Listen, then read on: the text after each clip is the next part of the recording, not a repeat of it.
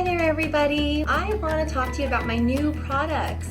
It's called No Frizz 10, and this is for people who want to get control over the balance between protein and moisture in their hair. You can see here, starting on the left, there is a scalp scrub. Below that is a protein treatment or mix-in. There's also a no poo wash conditioner. In the back there is Moisture Refresh Spray. Also, the little bottle is Defining Curl Cream. This one is quite magical. And on the end is my deep conditioning treatment. I'm going to put just a little more water on the individual strand that I'm going to use to make sure it's good and wet and let you see it. This hair here, you can see that it has my natural curl pattern happening, okay? I have 3A curls, or 2C, depending on how you think about it. So go ahead and get a good grip on it, and give a little pull here. It feels like that's about as far as it wants to go, maybe a little more. It's not breaking, so that's good. And then release and see what happens. Now, it didn't necessarily frazzle, but you can see that's quite a bit curlier than my actual hair was to begin with. That's a little tighter curl than my natural curl. Now it looks like 3D. So I have a feeling that this is frazzling a little bit, which means my hair needs some protein in it. I might not need a ton of protein though. I don't want to overdo it. Let's try it one more time. Still not breaking. Looks okay, a little curlier than it was, but it looks alright. So let's see if I can do this just a couple more times, if it'll have the strength it needs. And this is when your hair is really doing good because it's stretching kind of like a rubber band. But what you really want to look at is what happens after you let go. You can see now that it started to get a little stretched out. But some of it started getting a little bit kinky too. So I want to, it keeps slipping out of my fingers. I want to give my hair, see how it's starting to frazzle right there? Okay. It needs a little bit of protein, okay? So in my No Frizz 10 kit, most of the products are protein free. There is a protein pack that you can use to sprinkle in. I need a small protein treatment, nothing too heavy. I'm going to be able to put in exactly as much protein as I need for my hair today. So I'm going to go grab that. This is a little bit of it that I have in my own container. And you can see it's just a nice soft powder. And this has some great home ingredients in it that are going to provide you with protein. And I'm going to mix it with my homemade 2-in-1 wash. Okay, so I have it in my own container here. I'm going to take maybe a tablespoon of the wash and just put that in my palm. And then I'm going to sprinkle maybe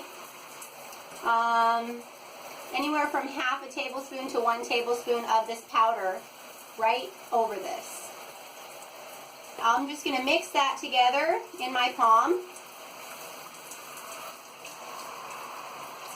You get to put on your hair what you need, and you know what's going into it, you know. It smells good. It smells like honey. And then I'm going to add a little bit of water to my hand and just carefully mix that around so that it's a little easier to spread, because this is concentrated. You know what? You could totally do this in a bowl. I just do it in my hand. So I'm going to take just a little bit of this at a time and start spreading this through my hair.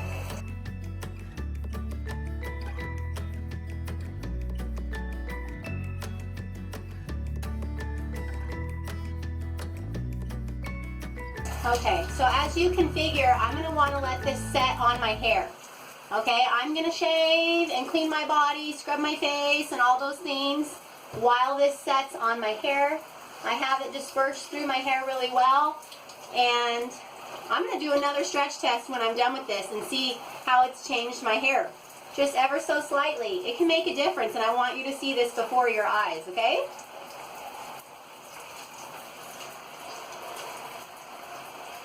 I'll be right back.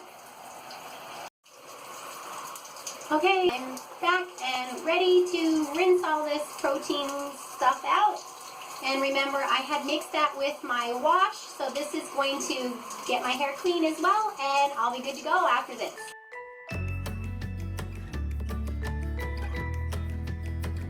I'm able to run my fingers through my hair.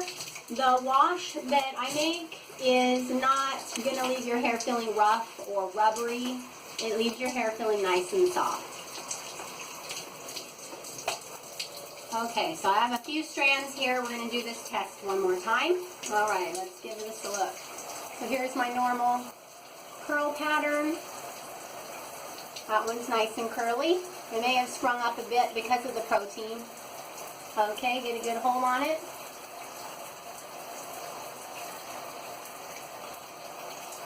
Oh no, now it broke. Okay. This is usually what happens when I put protein on my hair. I didn't put very much. Maybe I left it on a little bit too long. But it did have a pretty good spring to it before it broke there. It's not too bad. It's got, I had to pull pretty hard to get it to break though. Let's do one more test. This one's not as curly as some of the others. Okay, that one broke too. What this is telling me is that my hair has changed now that I put that protein on it. And as you can see, it definitely made it to where you could tell there's more protein.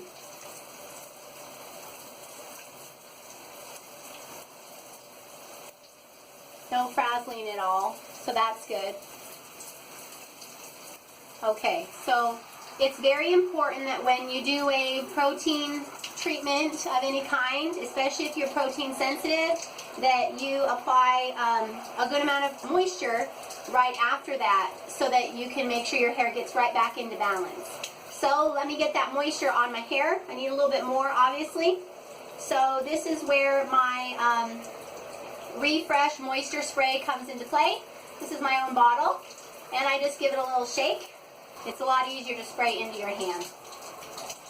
1, 2, 3, 4. Do a little rub there, and start dispersing this through your hair. 1, 2, 3, 4. And get it up underneath.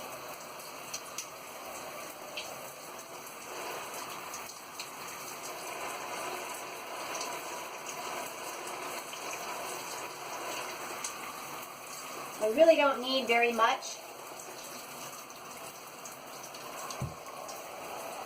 Okay, and that was already about 10.